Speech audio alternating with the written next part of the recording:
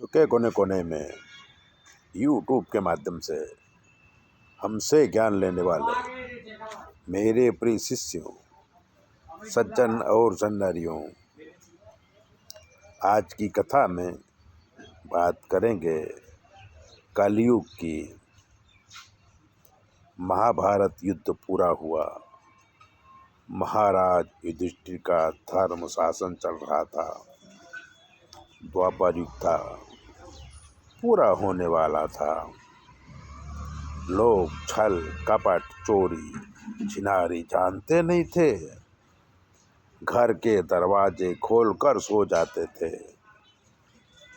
उस समय की बात है, एक ब्राह्मण ने अपना मकान बनियों को बेचा। बनिया मकान तोड़ के नया मकान बना रहा था तो जमीन में से सोने के सिक्के से भरा एक घड़ा मिला। बनिया वो खजाना लेके ब्राह्मण के पास गया और कहा कि आपके घर से ये खजाना निकला है, आप इसे ले लो। ब्राह्मण ने कहा कि घर मैंने तुम्हें बेच दिया है, अब इसके मालिक आप हो, मैं ये खजाना नहीं लूँगा। बनिए ने कहा कि मैंने आपका घर लिया है, खजाना मैं भी नहीं लूँगा, ये तो आपका ही है।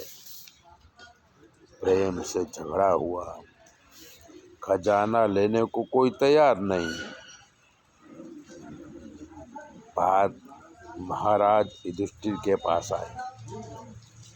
महाराज ने खजाना राजकोष में जमा करवा दिया और भीम को बुलाया कि देखो, हमारे राज्य में कितने धार्मिक लोग रहते हैं, खजाना लेने को कोई तैयार नहीं है।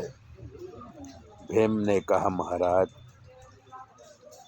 7 दिन तक रुक जाइए। नारद ऋषि आए थे तो उन्होंने कहा है कि 7 दिन बाद कलयुग शुरू होगा, तब देखना इन लोगों की बुद्धि कितनी बिगड़ती है। 7 दिन पूरा हुआ तो बनिया और ब्राह्मण दोनों आए और खजाने में अपना अधिकार बताने लगे। ब्राह्मण ने कहा कि मैंने मकान बेचा है पर खजाना तो मेरा है। बनिए ने कहा मैंने मकान खरीदा है तो खजाना मेरा हुआ। तभी सभा में एक लोहार आया तो उसके हाथ में एक यंत्र था। युधिष्ठिर ने पूछा कि ये क्या है? तो लोहार ने कहा, महाराज राज्य में चोरी होने लगी, इसलिए अब घर के दरवाजे पर ताला लगाना पड़ेगा। महाराज युधिष्ठिर ने भीम को बुलाया और कहा कि तुम्हारी बात सही है, कलयुग आ गया है, अब हमारा समय पूरा हुआ। परीक्षित को राजगादी सौंपकर 5 पांडव द्रौपदी के साथ राज्य का त्याग करके हिमालय की तरफ चल दिए तो कलयुग में नीति नियम चरित्र सब नष्ट हो जाएगा। जो भक्ति करेगा वही बच पाएगा, ऐसा ऋषियों ने कहा है।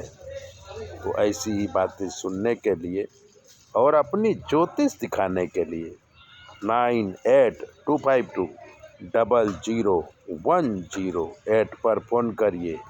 आपकी सारी समस्याओं का हल किया जाएगा और जो भी ग्रह नक्षत्र खराब होंगे उसका निवारण भी किया जाएगा। चैनल सब्सक्राइबर जरूर करें।